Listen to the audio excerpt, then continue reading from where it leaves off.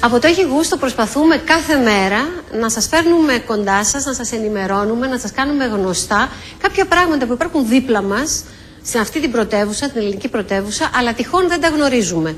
Έτσι λοιπόν ψάχνουμε και αναδεικνύουμε.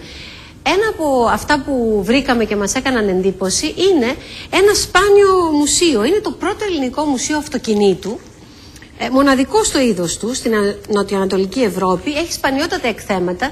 Για την ώρα έχει 111 αυτοκίνητα σε πρώτη φάση, προσδοκά να εμπλουτιστεί και με ακόμα περισσότερα μοντέλα και βρίσκεται στο κέντρο της Αθήνας. Είναι μια πλούσια συλλογή αυτοκινήτων για την οποία μας μιλά ο εμπνευστής και ιδιοκτήτης στην κάμερα της εκπομπής και στον Πάνο Τούμπη που έκανε το ρεπορτάζ. Πάμε μέχρι το κέντρο της Αθήνας.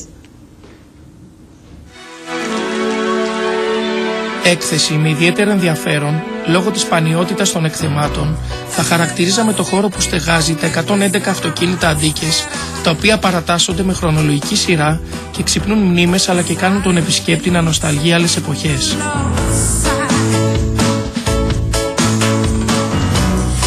Αμάξια που δίνουν την εικόνα των διάσημων ιδιοκτητών τους.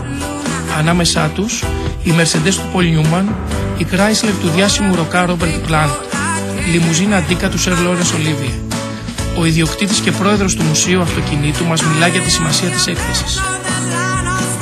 Πώς ξεκίνησε η συλλογή? Το 1977 είχα τελειώσει την συμμετοχή μου σε αγώνες αυτοκινήτου, το γεννήθηκε και το πρώτο μου παιδί και θέλησα να δώσω διέξοδο στην ενεργητικότητά μου, μαζεύοντας παλιά αυτοκίνητα και φτιάχνοντας τα για να μπορώ να τα απολαύσω.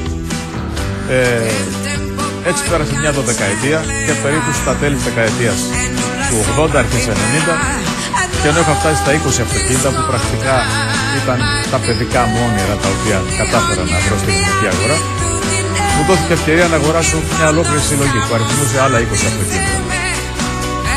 Ήδη τα 20 αυτοκίνητα ήταν πολλά και θεωρούσα ότι υπερέβαλα. Με τα 40 δεν είχε καμιά λογική για να μαζεύω αυτοκίνητα για το κέφι. Τότε μπήκε η ιδέα της δημιουργίας του Ελληνικού Μουσείου Αυτοκινήτου.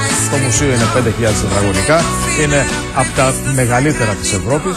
Η συλλογή σήμερα έχει 111 αυτοκίνητα, αυτή που εκτίθεται εδώ, ενώ ολόκληρη έχει 300 αυτοκίνητα. Άρα η ιδέα ποια είναι?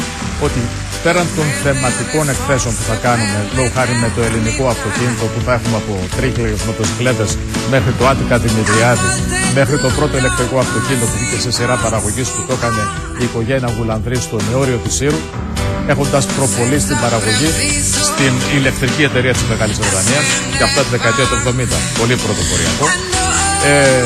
Πέραν λοιπόν του ελληνικού αυτοκινήτου ή τα αυτοκίνητα που σχεδίασε ο Έλληνας Άλεξης Σιγώνης, θα κάνουμε και ολική αλλαγή του μουσείου, όπως θα γίνει περίπου σε 2 χρόνια, όπου θα φύγουν όλα τα αυτοκίνητα και θα αντικατασταθούν με αγωνιστικά.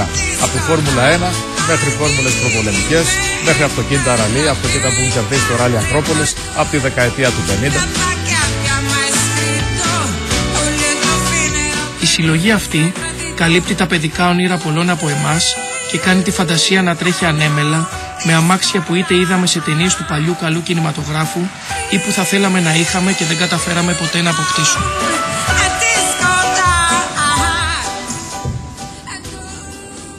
Και από αυτό το μοναδικό στο είδος του Μουσείου Αυτοκινήτου που υπάρχει στην Αθήνα, να πάμε σε ένα κλίμα μιας μακρινής εποχής, μιας σχεδόν ξεχασμένης εποχής, ίσως